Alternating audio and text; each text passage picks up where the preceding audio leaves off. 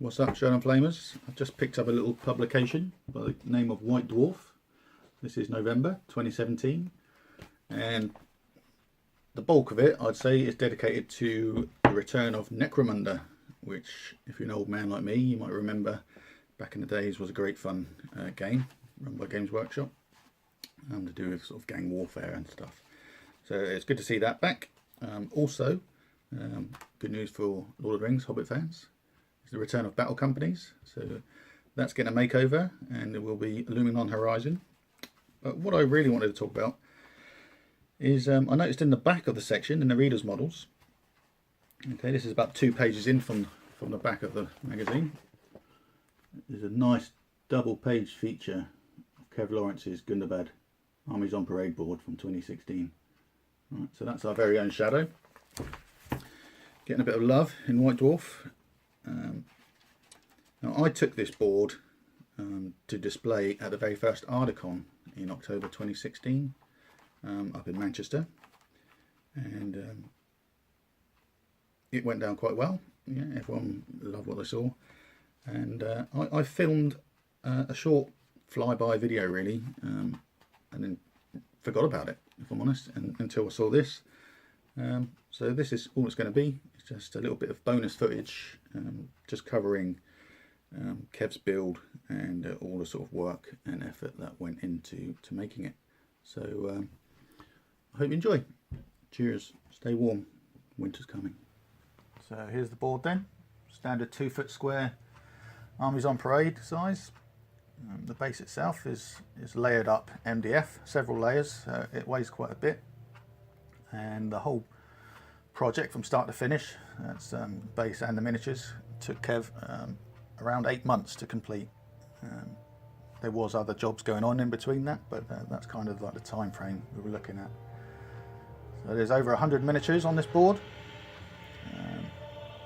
and the miniatures alone come to nearly £700 in value, so quite an expensive project, but worthwhile, I think.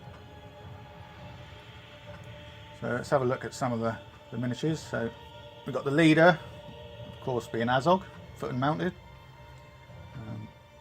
Just as he comes, straight out of the box.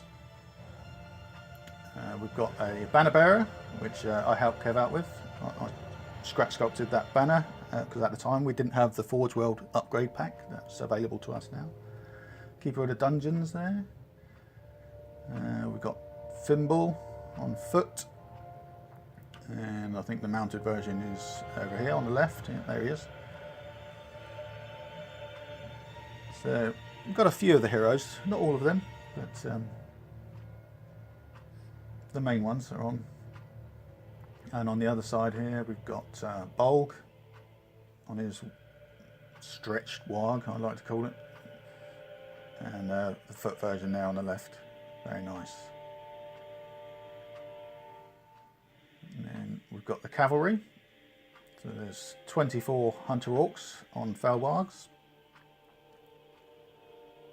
and each one of these has an individual flesh tone, so they're all different, and Kev's done an article for that which you can check out on the Shadow and Flame website for tips on painting orc flesh.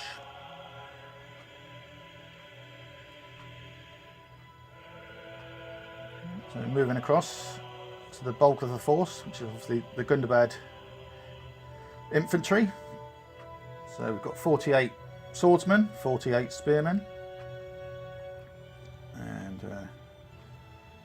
quite a monotonous task, I think you can appreciate, but they do look good, ranked up together, and you can check out the painting guide again on the Shadow and Flame website if you're interested in how we sort of, also I'll say we, how Kev achieved the look of these orcs, kind of nice and grimy.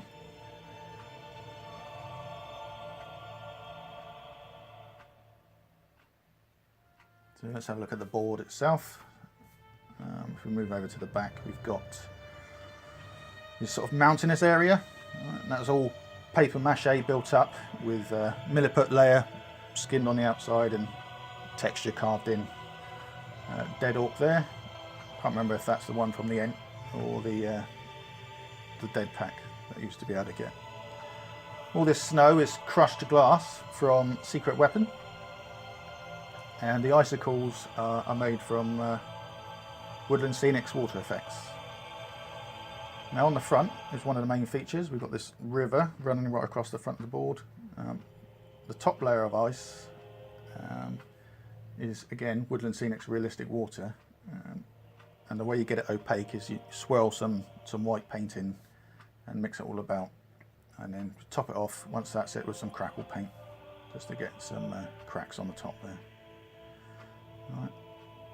So underneath we've got quite a thick layer of resin, which had to be set down in layers. On the outside, to keep it all in, is essentially a perspex box. So perspex sheeting across the front and a little bit on the sides, set in place, and then seal the corners with silicone, clear silicone, to prevent leaks, and then layer down the resin pores about 1 inch at a time. I think you used Gundabad clear crystal resin for these layers.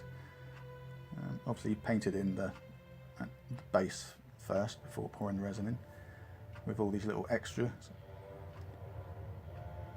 The fish are from Doll's House range, and they're placed in between each layer of the resin pour, just for added effect. Right. And on the front there, in case you're wondering what that says, it's "Bring me his head, kill the others, drink their blood," in black speech. So there you go. Hope you enjoyed that.